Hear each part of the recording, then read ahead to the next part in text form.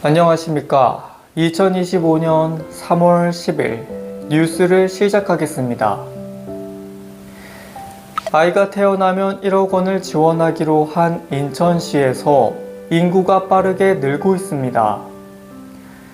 지난달만 해도 한 달 만에 4천여 명이 늘어 전국 17개 시도 가운데 인구 증가 1위를 차지했는데요. 서울은 물론 부산, 대구, 광주, 대전, 울산 등 다른 광역시에선 지난 1년간 인구가 감소했지만 인천만 유일하게 인구가 늘었습니다. 인천은 지난해 출생아 수 증가율에서도 전국 1위를 차지했는데요. 지난해 인천의 출생아 수는 1만 5천여 명으로 전년보다 11% 정도 증가해 전국 평균 3.6%를 웃돌며 전국 1위를 기록했습니다. 지난해 12월 쾰른 시장의 반대로 전시가 무산될 위기에 놓였던 평화의 소녀상이 마침내 쾰른 시내 나치기록 박물관 앞에 설치됐습니다. 이번 전시는 나치기록 박물관에서 열리는 제2차 세계대전 시기 제3세계의 일환으로 아시아, 아프리카, 오세아니아 등지에서 자행된 여성 대상 전쟁 범죄 기록물과 함께 6월 1일까지 전시될 예정입니다. 오는 7월부터 양육비를 받지 못한 한부모 가정에 국가가 양육비를 우선 지급하는 양육비 선지급제가 시행됩니다. 양육비 선지급제는 양육비를 못 받고 있는 채권자가 양육비를 신청하면 국가가 먼저 지급하고 추후 채무자에게 회수하는 제도입니다. 대상은 3개월 이상 양육비를 못 받은 중위소득 150% 이하 양육비 채권자로 신청하면 미성년 자녀 1인당 월 20만 원을 받게 됩니다. 양육비 선지급이 결정되면 국가는 채무자에게 선지급금 회수 통지서를 송달하고 30일 이상의 기한 안에 납부를 독촉하며 미납 시 국세강제 징수 절차에 따라 징수하게 됩니다. 사춘기 전에 모바일 기기를 너무 많은 시간을 보내는 아동은 2년 이내에 조울증 증상을 보일 가능성이 더 높다는 연구 결과가 나왔습니다. 특히 소셜미디어 이용이 조울증 증상과 가장 강한 연관성을 보였는데요. 사회정신의학 및 정신과 역학에 발표된 연구에 따르면 모바일 기기 화면 앞에서 보내는 시간이 긴 사춘기 전 아동은 2년 후에 조울증 증상을 보일 가능성이 더 높은 것으로 나타났습니다.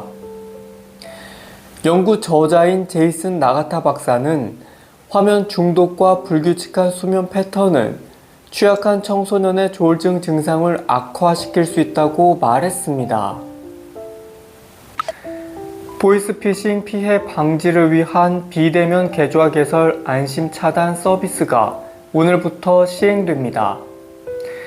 비대면 계좌 개설 안심 차단은 원하지 않는 수시입 출식 계좌가 비대면으로 개설되지 않도록 신청할 수 있는 서비스로 가입 즉시 금융권의 신규 수시입 출식 계좌 개설 거래가 실시간 차단됩니다.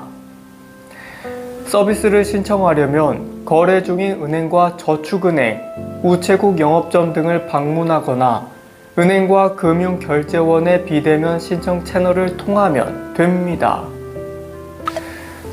앞으로 미성년 자녀가 3명 이상인 가족은 해외에 갈 때 빠르게 출국할 수 있습니다. 6월부터 우선 출국 서비스를 이용할 수 있기 때문인데요. 현재는 임산부나 장애인 등 우선 출국 대상인데 다자녀 가구로도 확대하는 겁니다. 이용객이 많은 인천과 김포, 김해와 제주공항에서 가능합니다.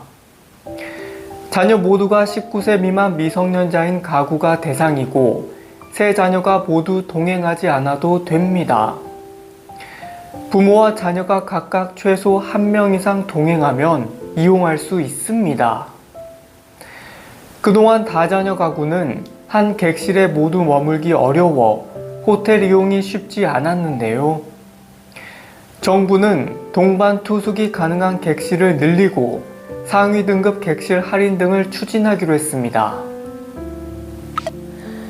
보건복지부가 중증장애인 일자리 창출을 위해 전국의 공공민간기관과 기업 등을 대상으로 장애인 편의점 설치 지원을 추진합니다. 모집 대상은 소유하거나 임대 중인 공간에 편의점을 운영할 수 있는 공공민간기관 등으로 심사를 거쳐 최종 선정되면 국고 보조금 최대 4천만원과 장애물 없는 점포 조성을 위한 지원을 받을 수 있습니다. 선정기관은 편의점 개소일로부터 최소 3년 동안 중증 장애인을 뽑고 편의점 운영을 유지해야 하며 최저임금 이상의 급여를 지급하는 등의 사업 약정 사항을 지켜야 합니다. 내일부터 전국에서 모바일 주민등록증을 신청하고 발급받을 수 있습니다. 모바일 주민등록증은 실물 주민등록증과 동일한 법적 효력을 가져 관공서, 은행, 공항, 투표소 등 현재 주민등록증이 사용되는 모든 곳에서 쓸 수 있습니다. 행안부 관계자는 우선 주소지 관할 기초지자체에 주민센터에서만 모바일 주민등록증 신청이 가능하며 오는 28일부터는 주소지 상관없이 모든 주민센터와 온라인에서도 신청할 수 있다고 설명했습니다. 경찰이 주말인 모레 서울 마라톤 대회 개최로 광화문 광장에서 잠실 종합운동장까지 순차적으로 교통을 통제합니다. 출발지인 세종대로 구간은 새벽 5시 30분부터 9시까지, 을지로와 청계천로, 종로 등 도심권 구간은 오전 7시 50분부터 11시 10분까지, 신설동역부터 잠실종합운동장 구간은 오전 9시부터 오후 1시 30분까지 통제할 예정입니다. 한편 서울시는 통제 구간 내 버스 노선을 임시 조정하기로 했습니다.